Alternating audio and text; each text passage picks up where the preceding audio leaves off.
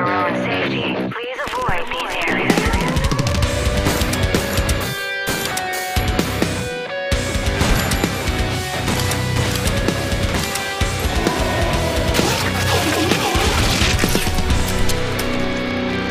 Salut tout le monde, salut Médoc. Salut Thierry. Bienvenue dans Classe Edu Plus pour la première de la saison, donc on en profite. Hein. Ah bah bonne année. Et bonne santé, plein de bonnes choses pour 2014. Le meilleur. Voilà. Bon, même si c'est vrai qu'en début d'année c'est toujours un peu la même chose, c'est une période un peu creuse au niveau des sorties de jeux, donc janvier, février, en tout cas début février, il n'y a pas grand chose. On a quand même trouvé du joli contenu pour ce 18 Plus. Ça va pas être un 18 Plus énorme, mais il y a quand même des bons sujets, il y a des bons jeux, il y a des trucs. Le sommaire tout de suite. Et on commence justement ce classé 18+ avec une interview consacrée au jeu Dying Light. On enchaîne avec la critique flash du premier épisode de la saison 2 de The Walking Dead. Suivi du tout premier 3 minutes pas plus pour parler d'un jeu 3+ de l'année. Et juste après, un reportage consacré à Yaiba Ninja Gaiden Z. Mais tout de suite, les news.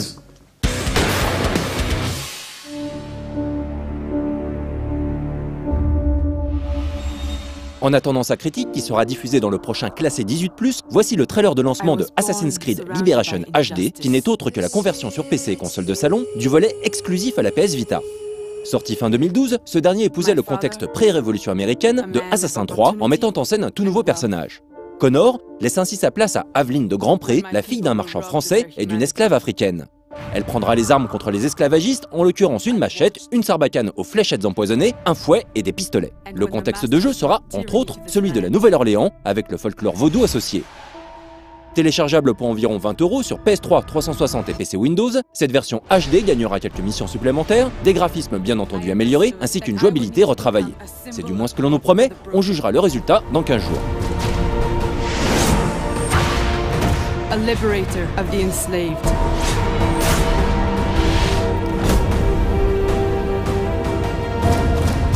And an assassin who seeks justice for all.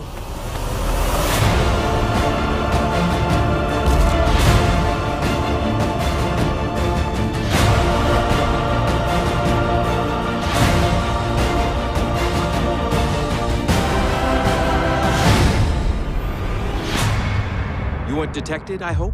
Not by any who still breathe.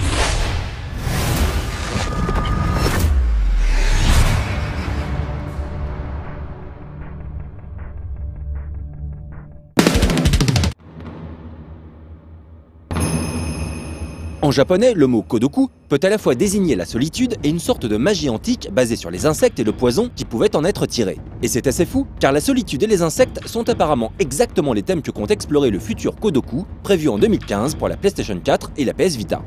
On y incarnera un homme parti chercher un livre sur une île infestée de créatures horrifiques issues du folklore japonais.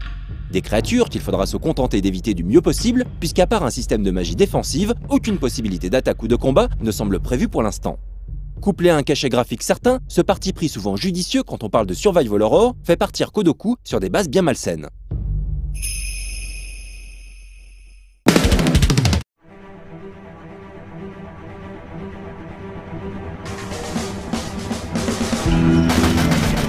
Disponible depuis peu en téléchargement via Steam sur Windows, Mac et Linux, Deadly 30 est un jeu d'action survie incorporant des mécaniques de jeu issues du Tower Defense.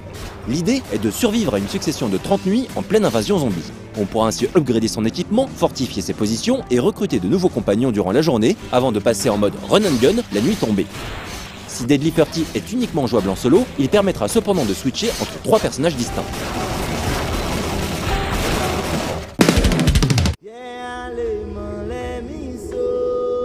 À chaque année son Assassin's Creed et à chaque Assassin's Creed son lot de DLC. L'année dernière, nous avions eu un Assassin's Creed 3 vraiment pas terrible, introduisant néanmoins une multitude de bonnes idées, depuis reprise et mise en avant dans Assassin 4, Black Flag. Merci.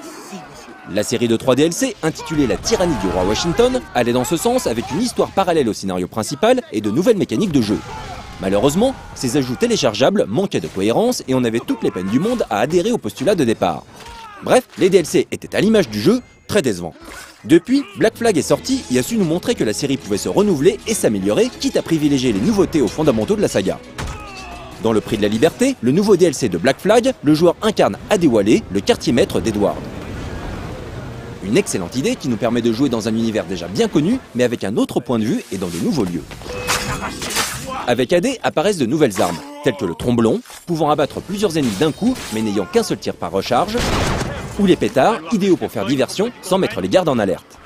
Adewale, en échouant à Port-au-Prince, décidera d'aider les esclaves et peu après de rejoindre la résistance des Marrons.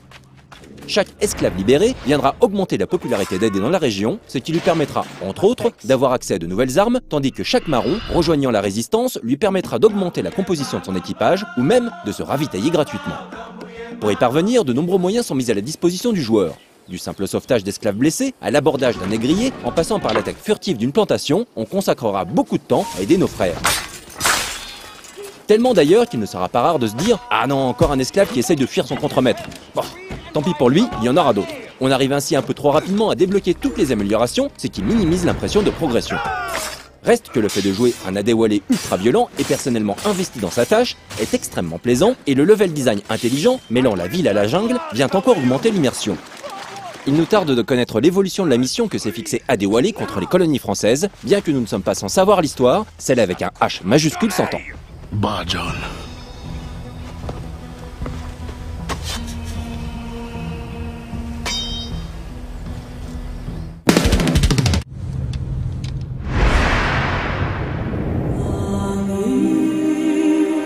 Une mini-news pour vous informer que le très bon Metal Gear Rising Revengeance, développé par Platinum Games en collaboration avec Kojima, est désormais disponible en téléchargement sur Steam.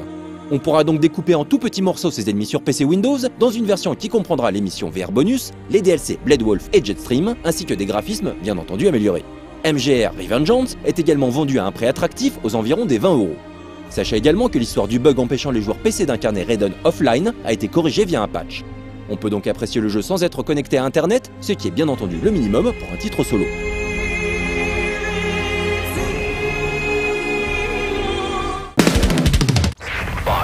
On reste dans la thématique Metal Gear avec MGS5 Ground Zeroes. Tout comme les versions PlayStation, les consoles Microsoft bénéficieront également de bonus exclusifs.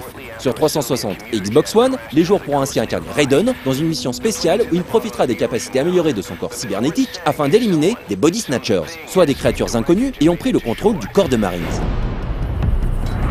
Signs indicate that the base has been taken over by some unknown entity. Intelligent beings that attack people and steal their identities. That's right, boss. Body Snatchers.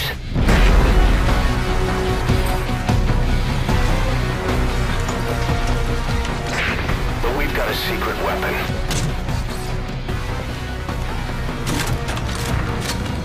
A man from another world.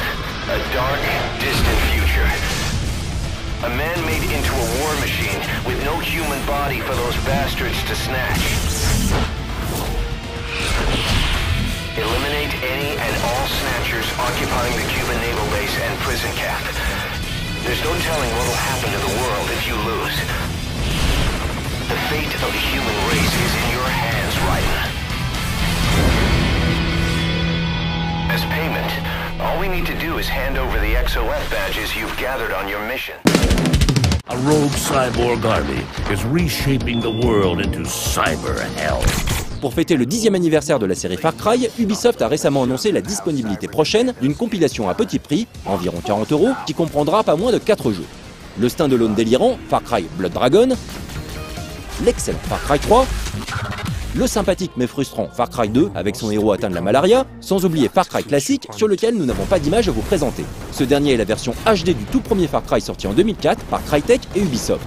Far Cry classique pourra être téléchargé à part, en stand-alone, le 12 février prochain sur PS3 et 360 pour environ 10 €.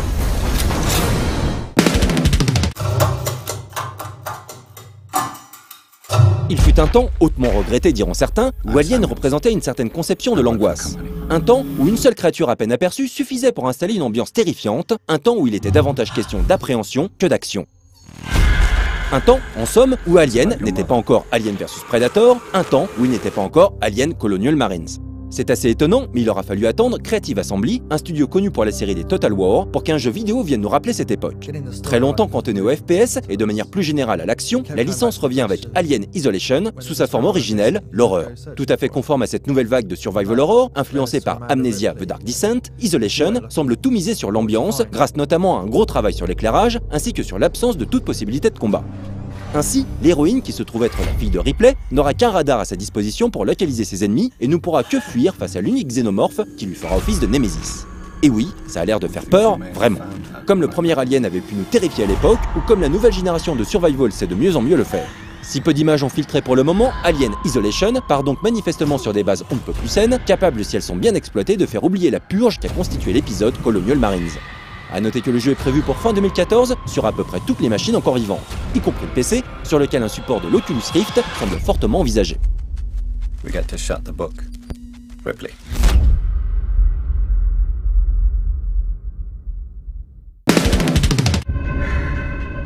Après Alien, on va s'intéresser à une autre saga cinématographique mythique, Rambo.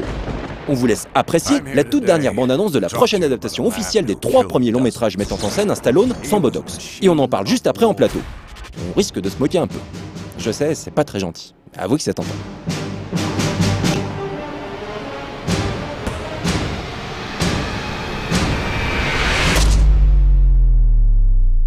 They switched the machine on, and they didn't know how to turn it off.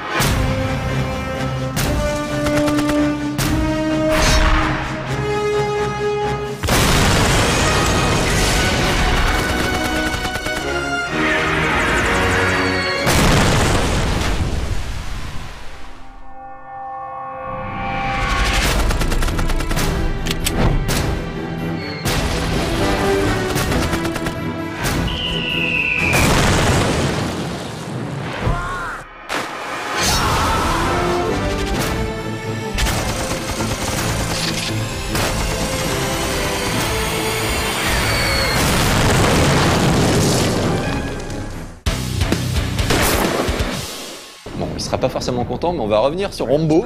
Donc oui, Rambo, le jeu vidéo, vous avez vu le trailer là à la fin des news. Vous en pensez quoi? Nous, ça nous a bien fait rire, donc on a décidé d'en reparler un tout petit peu. Donc le jeu, a priori, est basé sur les 3 premiers films, et donc non pas sur le tout dernier sorti là en 2008. Donc malgré tout, on retrouve un petit peu la violence graphique qui était ultra excessive et ultra marrante quelque part dans le dernier Rambo. Alors qu'on rappelle, c'est toi le spécialiste, mais dans le premier Rambo, c'est toi qui m'as fait la remarque, j'ai réfléchi un petit peu et oui, il a raison. Ah, dans le premier Rambo, en fait, c'est simple, il n'y a aucun mort. Alors peut-être le chien, il me semble, à un moment donné, il se fait poursuivre dans la... chiens, je crois qu'il y en a plusieurs. Ouais, il se fait poursuivre par des chiens dans la forêt. Bon, à un moment donné, parce que Rambo, c'est un spécialiste en pièges, donc il fait des pièges. Donc à un moment donné, il y a des pièges qui se déclenchent, ou je sais plus quoi, enfin, t'entends des chiens qui font caille. Bon, on imagine qu'ils s'en sont pas sortis juste avec des bandages, et puis c'est bon. Voilà, mais autrement, il n'y a pas de... Après, enfin, je pense pas dire de conneries en disant que non, t'as pas un seul mort dans Rambo. Il me semble pas non plus, ouais. Voilà. Il fait beaucoup de blessés. Ensuite, il fait des blessés, et puis des sales blessures derrière. Mais ensuite, bon, ça va crescendo avec le climax qui est donc le dernier Rambo, le 4e, où là c'est exabusé. Enfin, je veux dire, le mec arrache des pommes d'Adam avec son pouce, son index et son majeur, et coupe des têtes avec un couteau. Toi, tu coupes des têtes avec un katana, une épée, à la limite, tu Il achève un mec avec une Gatling à l'intérieur d'une caisse. Dans sa propre caisse, sur son putain de siège. Donc genre à 5 cm du mec.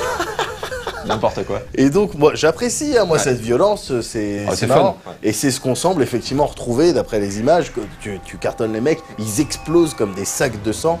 Est-ce que tu penses qu'on aura la fameuse prise, du coup, où il tue quelqu'un, il lui arrache, je sais pas quoi, avec 2 doigts? Je pense. S'il est suffisamment en colère. Ouais. J'espère qu'il y a une jauge berserk. Donc c'est vrai que visuellement, c'est tout pourri. Ouais, mais quelque part, ça nous fait marrer. Je suis assez curieux. Le jeu sortira le 20 février, donc on en fera la critique dans 18+. A priori, Médoc m'a dit genre oui, je veux faire la critique. Ah ouais, non mais moi Rambo, vraiment j'adore. Non mais je suis vraiment sérieux. Rambo, j'adore le premier parce que il y avait à côté, il y avait quand même un style de message dans le premier. Ouais, voilà, le premier était vachement bien. Les vétérans, l'intégration dans la société, tout ça, moi j'aimais bien. Et puis le reste, jusqu'au 3 même, où il explose un hélicoptère avec son arc. Alors flèche explosive, certes, mais avec son arc le mec.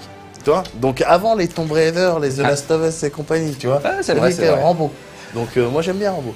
Bon, écoute, pour la critique, on va faire on va voir, on va mettre en compétition plusieurs personnes et sur un parcours. D'accord. Donc il faudra genre sauter des murs, faire des atterrissages, des petits trucs, etc. Je suis mal barré, Est-ce que tu vois la transition ou pas?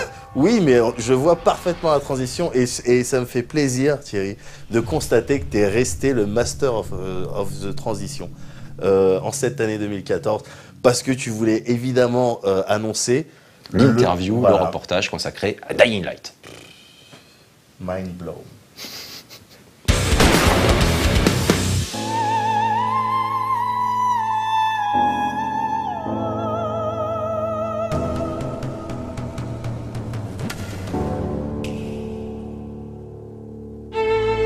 Techland fait partie de ces développeurs qui, à défaut de proposer des expériences ultimes et inoubliables, possèdent des concepts excessivement sexy. Il n'y a qu'à voir le principe de Dead Island, une de leurs précédentes productions.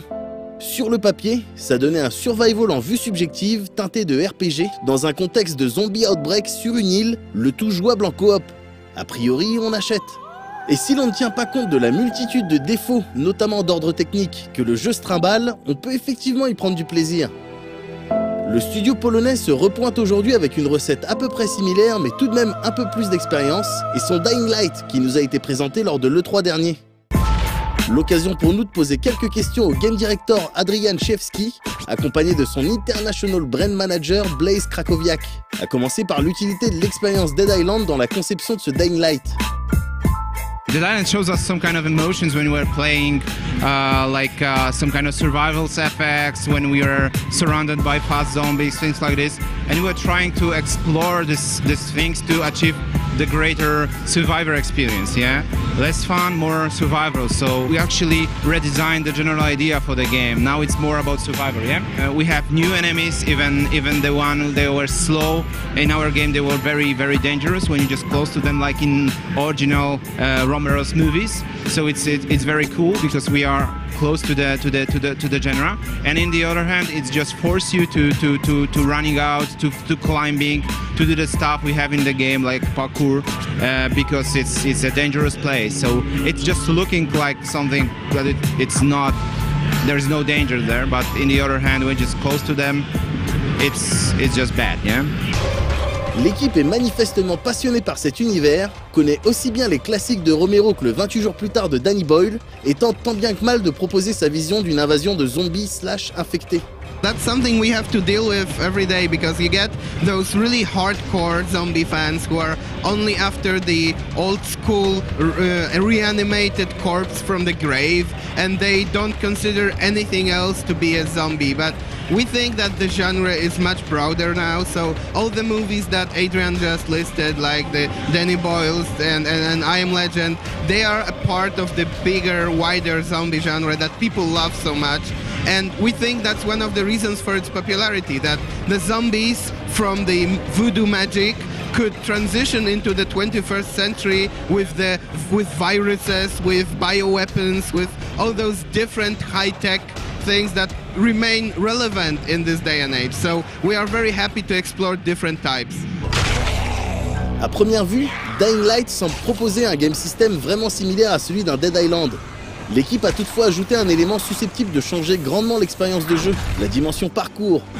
Ici, vous incarnez effectivement des personnages plutôt agiles et chargés d'aller récupérer le plus vite possible des colis parachutés un peu partout en ville. Cette feature ouvre évidemment de nouvelles perspectives puisqu'il ne s'agit plus uniquement de trucider de l'ennemi à l'aide d'armes customisées. Il est également question de fuir et de faire preuve d'astuce, surtout la nuit tombée, lorsque les infectés s'énervent. Une nouvelle mécanique qui a semblé naturelle à Techland, comme nous l'explique Adrian. When you're just surrounded by enemies in normal life even, you really try to find a place where you can run out, like I don't know, the balcony, things like this. So even in the island, when you were surrounded by infected enemies, you really had no chance to escape, even if there was only a wall behind you. So in normal life, normal people would just climb and run out from the enemies. So that was something necessary to achieve the survival effect, survival instinct. You were playing the game, and I think you felt this, like you were surrounded, but still you can climb and run from the enemies. So this is the very important element of our loop That's why we have this parkour stuff. In the other hand, it's just explore the exploration factor in our game. This game is also about exploration, so you are trying to find supplies, weapons, medicines, like, you know, everything that is very important in the life of survivors in the quarantine zone.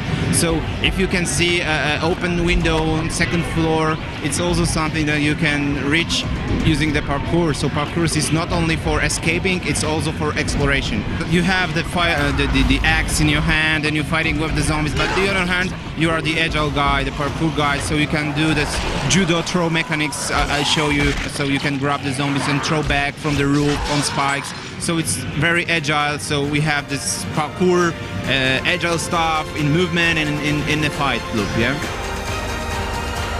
Lorsque l'on ajoute à ces trailers plus qu'enthousiasmant la confirmation d'un mode coop, on a alors l'impression d'être sur la bonne voie. On reste tout de même méfiant, parce que c'est notre métier, mais aussi parce que l'épisode Riptide nous avait complètement refroidi. Et on ne manquera de toute manière pas de vous reparler de ce Dying Light d'ici sa sortie prévue pour 2014 sans plus de précision.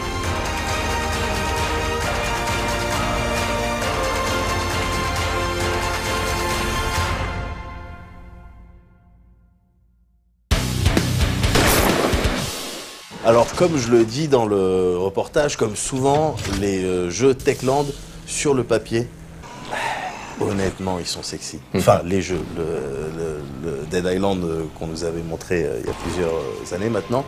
Et là ce Dying Light, non si c'est sexy, c'est sexy.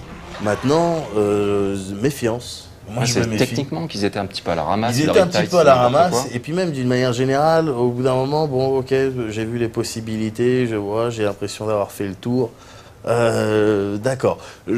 En revanche, pour y avoir joué, ce que j'ai pu y jouer moi à l'E3, effectivement, quand la nuit tombe, tu sens cette tension, il faut en sorte que le sound design te mette dans un mood, dans une ambiance qui te fout la pression très clairement, tu sais que tu dois te sauver.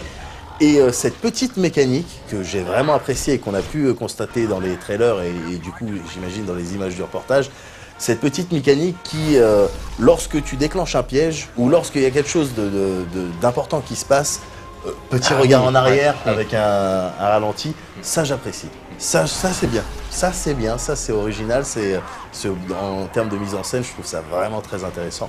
Donc je l'attends, évidemment, comme j'imagine pas mal d'entre vous. Et comme tu attendais également l'épisode 1 de la nouvelle saison de Walking Dead, on va rester dans les thématiques zombies.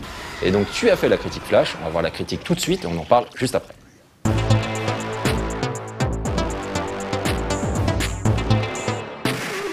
Previously on The Walking Dead.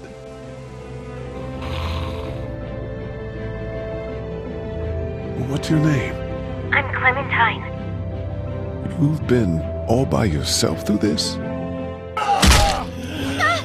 I know who you are, and I know you're a killer.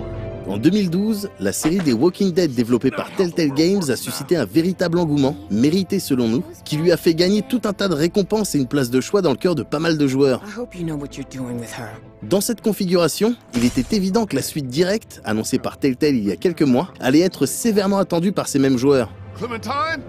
Clementine! Pour nous faire patienter, le studio américain nous a entre-temps sorti 400 Days, un épisode plutôt inspiré mettant en scène des personnages inédits et dont les événements auront eux aussi un impact sur la deuxième saison. Cette dernière est séparée en 5 épisodes et prend bien évidemment en compte les choix des joueurs effectués jusqu'à maintenant. Le premier épisode de la saison 2, dont il est question aujourd'hui, confirme la présence de la petite Clémentine en tant que personnage principal. Attention, spoil en perspective. Vous commencez donc le jeu en compagnie de Krista et Omid, ce jeune couple que Lee et son groupe avaient rencontré précédemment. La vie semble presque reprendre un cours à peu près normal, avec une ambiance quasi familiale et même des légèretés balancées ici et là. Mais dans la mesure où dans The Walking Dead, la vie n'est qu'une catin débordante d'IST, la situation tourne vite cacao. Et d'événement triste en événement triste, Clémentine finit par se retrouver seule et sérieusement en galère. Par la suite, elle enchaînera les expériences traumatisantes générées aussi bien par des zombies que par des humains. Le game system reste quant à lui quasi identique. On est bel et bien dans une aventure interactive où il est systématiquement question de QTE et de dialogue à choix multiples. My friend Lee taught me. Comme dans les épisodes précédents, vos choix ont un impact direct sur le déroulement de l'aventure. Ils déterminent la personnalité de la petite Clem, la manière dont les autres vous perçoivent, mais aussi des choses beaucoup plus concrètes comme la survie ou la mort de certains personnages. Concernant les QTE, on note quelques nouveautés durant les phases d'action, à l'image de ces mouvements que le joueur doit désormais effectuer à l'aide des sticks analogiques pour esquiver les dangers. Un principe que l'on a pu observer dans le récent The Wolf Among Us par exemple. On relève également un changement lorsque vous êtes en situation de combat. Sur PS3 par exemple, les coups se balancent désormais en appuyant sur la touche R1. En tout cas, la plupart du temps. Ce n'est effectivement pas systématique et on pourrait éventuellement avoir du mal à saisir la logique de ces QTE. On a également beaucoup de mal à comprendre ces nombreuses saccades complètement hallucinantes qui se manifestent dans des moments de tension et d'action extrême. D'une manière générale, ces lacunes probablement dues à un moteur à la ramasse deviennent de moins en moins excusables de production en production. Si Telltale Games était un tout petit studio indé composé de passionnés, bénévoles et philanthropes, on serait peut-être plus indulgent. Mais nous ne sommes pas dans cette config. Malgré tout, ce premier épisode arrive assez facilement à séduire grâce à une excellence dans l'écriture et des situations feintant de donner dans le cliché pour mieux surprendre le joueur. It's okay, boy. It's okay. Aussi, l'empathie pour Clémentine gagne encore plus en puissance en observant cette petite de 11 ans à peine évoluer dans ce monde complètement fucked up. Comme la majorité des joueurs ayant tâté ce premier épisode, on a évidemment hâte de voir la suite des aventures de Clem. On espère ainsi avoir droit à la même qualité narrative, avec idéalement un gros effort fait sur la partie technique. Look, you can see the bite. Looks like he tried to cut it out. But that never works. Ever.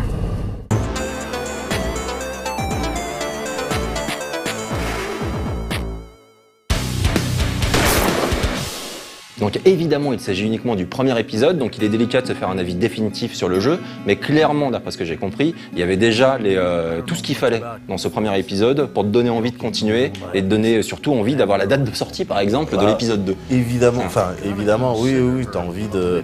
je veux dire, tu t'étais, à travers la saison 1, tu t'étais vraiment attaché à Clem, à Lee évidemment, mais bon, voilà. Mais du coup, à la petite Clem, et le fait de l'avoir, bon, on s'en doutait, on le savait, on savait qu'on allait la diriger, mais c'est agréable de la voir évoluer, de la voir surmonter ses challenges, ses obstacles qu'on lui file. Et encore une fois, comme je le dis dans la critique, ils arrivent quand même à t'installer dans des situations où tu as l'impression, ok, ça j'ai déjà vu dans un film, ou j'ai déjà dans un jeu ou dans un livre. Ok, je connais ce pattern, et non, en fait, ils arrivent à te surprendre, et de manière assez violente, assez traumatisante. J'aime bien, ça j'aime bien aussi, mais en revanche, ouais, bon, les problèmes techniques, ça, c'est au bout d'un moment... Ça, il faut vraiment qu'ils updatent leur moteur, parce que ça fait peur pour la suite. En fait, ils annoncent plein d'envies, ou d'adaptations, d'autres licences, etc. Donc on parle de Star Wars, on parle de Game of Thrones, on parle de plein de trucs. Et t'es là, genre les mecs, arrêtez de nous parler de nouveaux projets, parlez-nous d'évolution de votre moteur, de manière à ce que les prochains épisodes, ou simplement les prochains jeux, tiennent la route, genre techniquement parlant. Donc c'est un peu agaçant au bout d'un moment d'avoir tous ces freezes, d'avoir ces temps de chargement, d'avoir ces petits bugs graphiques. Ouais, d'autant que j'imagine que c'est pas une question de budget, de moyens. Enfin, je veux dire, leur première saison de The Walking Dead, non, c'est quand même écoulé à des millions d'exemplaires, tu vois. Donc les mecs ont le budget. Faites un moteur, faites quelque chose maintenant, ça suffit. Voilà. Faites quelque chose. Ça suffit. Donc on est énervé, maintenant on va se calmer et on va regarder un 3 minutes pas plus pour parler d'un jeu 3+. Et il s'agit d'un titre qui, quelque part, est également énervant, parce que là pour le coup je l'ai poussé un petit peu. Il s'appelle Clumsy Ninja, c'est un jeu qui est téléchargeable gratuitement sur iOS. Le principe c'est celui de la ragdoll, donc on dirige un petit ninja, et donc tu peux jouer avec lui tactilement, genre tu le chatouilles, tu le balances à travers le niveau, etc. C'est super bien foutu, mais le jeu est conçu pour te frustrer, mais à un niveau genre hallucinant, pour qu'au bout d'un moment tu craques et que tu payes. Non, vraiment, c'est-à-dire sur un jeu, j'ai jamais autant regardé de pub par exemple, parce que tu as la possibilité... Bon, j'en reparle juste après, on regarde le 3 minutes pas plus. D'accord.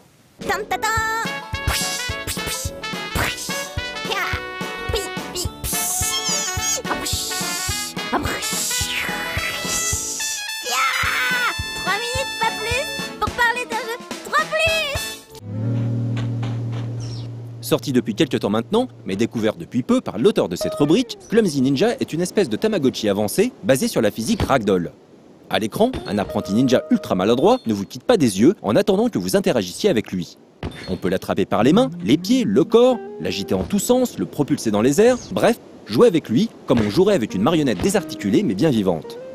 Techniquement, le jeu est très impressionnant et on se surprend souvent à sourire devant les expressions interdites du petit ninja et le réalisme de ses réactions.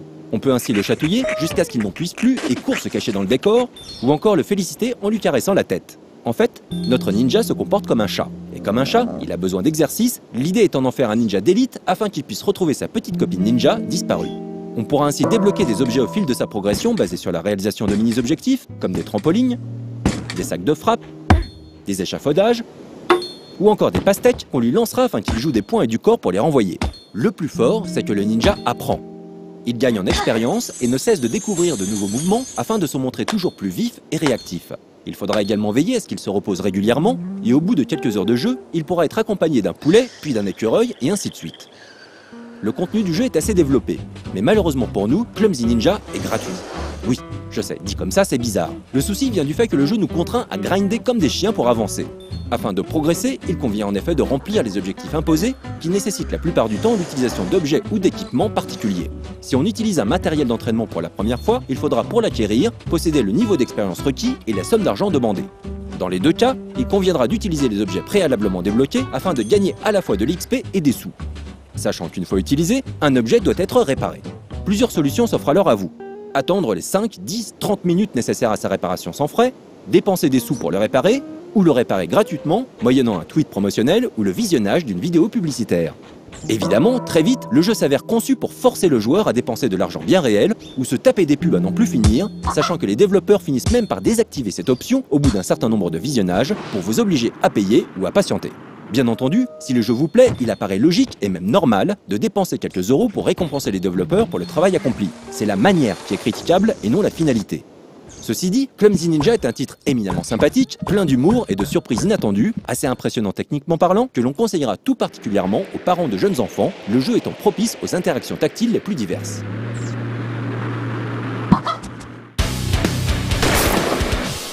Bon, ça reste zen quand même, c'est marrant de jouer avec ce petit ninja, mais il est clair que leur mécanique, c'est vraiment un truc super frustrant, c'est-à-dire leur jeu. Bon, évidemment, au bout d'un moment, c'est un jeu gratuit. Si tu l'aimes bien, autant dépenser un peu de sous, ne serait-ce que pour récompenser les développeurs, etc. Mais moi, je préfère l'honnêteté de base de proposer un jeu où tu l'achètes direct. Et derrière, voilà, t'as un peu tout. T'as plus cette frustration qui est intégrée au gameplay et volontaire. Et donc, du coup, comme je le disais juste avant, vraiment, je me suis tapé un paquet de pubs. Parce que quand tu utilises un matériel d'entraînement, tu l'utilises une fois, ensuite il est cassé. Donc, il faut un temps de réparation. Donc, soit tu attends pendant une demi-heure, soit tu payes, soit tu regardes une pub. Et donc je regardais des pubs, comme ça j'attendais, comme ça il était réparé, tu continues. J'ai jamais vu autant de pubs de jeux iOS. Je les connais tous maintenant. C'est une catastrophe. Ça m'énerve, donc on va charcler un peu de zombies, hein. Et on va rester dans la thématique ninja avec Yaiba Ninja Gaiden Z. Tout de suite, l'interview. But now I'm back. Back for the son of a bitch who murdered me. I'm coming for you, Ryu Hayabusa. En décembre dernier, nous sommes allés à la conférence de presse organisée pour Yaiba Ninja Gaiden Z dans les sous-sols du dernier bar avant la fin du monde. Deux personnalités étaient venues à la rencontre des journalistes, Hayashi Yosuke, actuel leader de la Team Ninja au sein de Tecmo Koei, et Inafune Keiji, qui depuis son départ de Capcom travaille pour sa propre boîte, Comcept. Ils étaient venus nous présenter une version jouable de leur titre à venir, Yaiba Ninja Gaiden Z, qui se présente comme un jeu d'action bourrin, blindé de zombies, de gerbes de sang et d'attaques ninja. Bref, un délire à l'humour second degré tout de même un peu différent de la série Ninja Gaiden.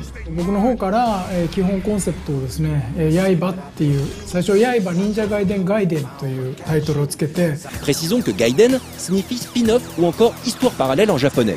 Ce mot est souvent utilisé pour signifier que l'histoire se situe en dehors de l'arc narratif principal, comme dans Darius Gaiden par exemple. Ninja Gaidenの外伝を作りたいっていうことで、林さんたち、チーム忍者に持ち込んだっていう形でですね。で、林さんたちがそれを気に入ってもらって、実際にやるという形で、最初から海外のディベロッパーと一緒に組んでゲーム作りをしましょうっていうことの提案だったんで、全て提案を飲んでもらったっていう形です。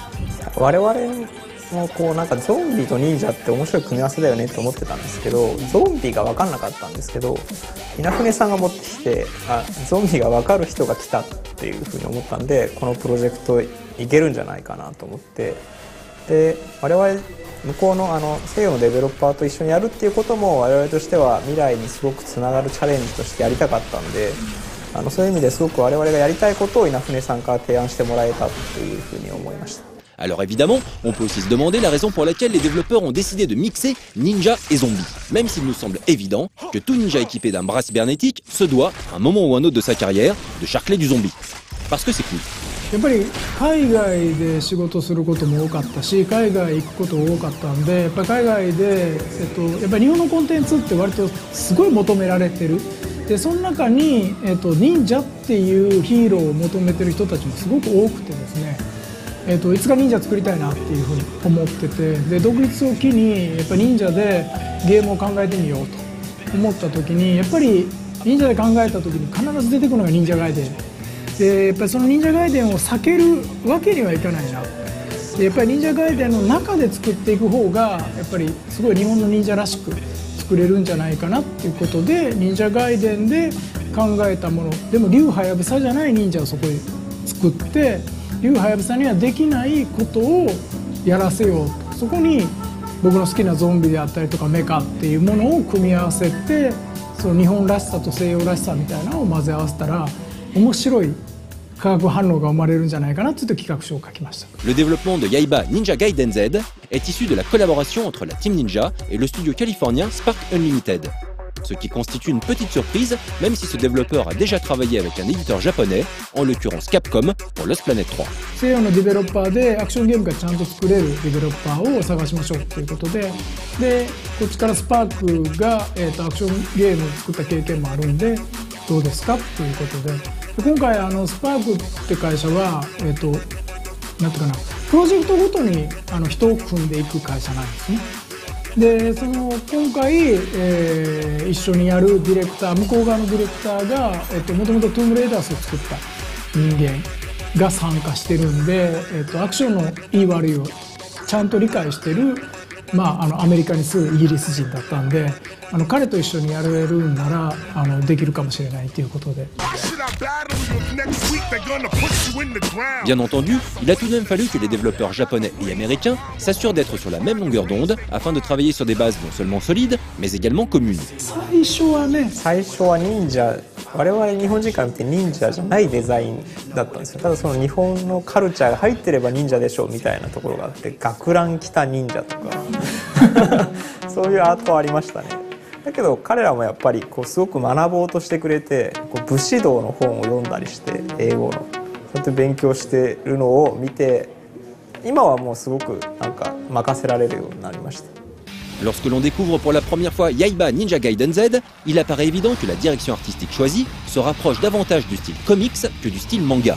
Un choix qui peut paraître surprenant pour la Team Ninja. やっぱり忍者でアニメって言ったら完全ジャパニーズになってしまう、ね、忍者がやっぱり西洋とうまく融合してるって見せるためにはアメリカンコミックスタイルと日本の忍者っていうところの組み合わせ、それと当時、ウォーキングデッドっていうコミックがすごく人気だったんで、今ドラマでも人気ですけど、そのコミックスタイルでゾンビ出していくっていうのがすごくフィットしてたんで、これゾンビいけるねコミックスタイルっていうことで、アートはもうコミックスタイルでいこうっていうことに決めました。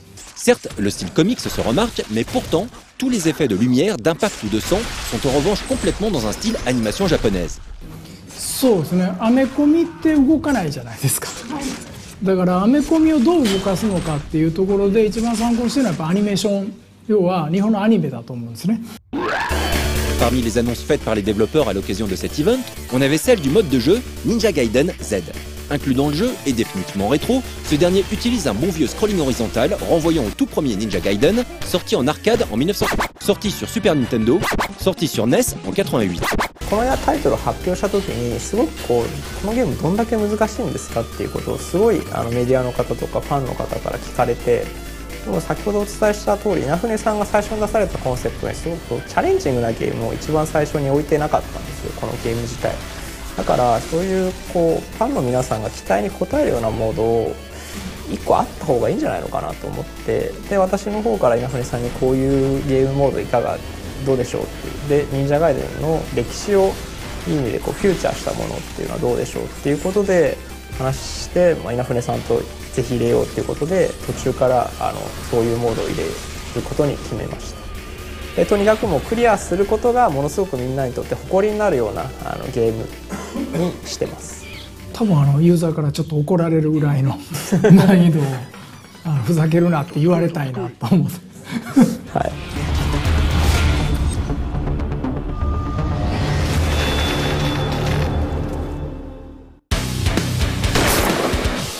Donc on remercie Alex et Suzuka qui sont chargés de cette interview en japonais. Et puis voilà, ce classé du plus est terminé. Et clairement, pour celui qui est prévu dans 15 jours, pour l'instant je suis un peu dans le flou dans le contenu. Je sais qu'il y aura une avant-première consacrée à Castlevania Lords of Shadow 2, qui pour le coup devrait être 18+, donc on en parlera dans classé du plus. Mais sinon, bah, je sais pas trop au niveau des critiques, etc. Il n'y a pas une actualité monstrueuse. Donc avec un peu de chance, on aura une version preview de Rambo. Comme ça, on pourra faire la preview. Oh, ça serait magnifique. Bien, ça. La preview de Rambo, ce serait top. Et sinon, ce sera une surprise pour le contenu. Voilà. Salut Médoc, salut tout le monde, et on se retrouve dans 15 jours.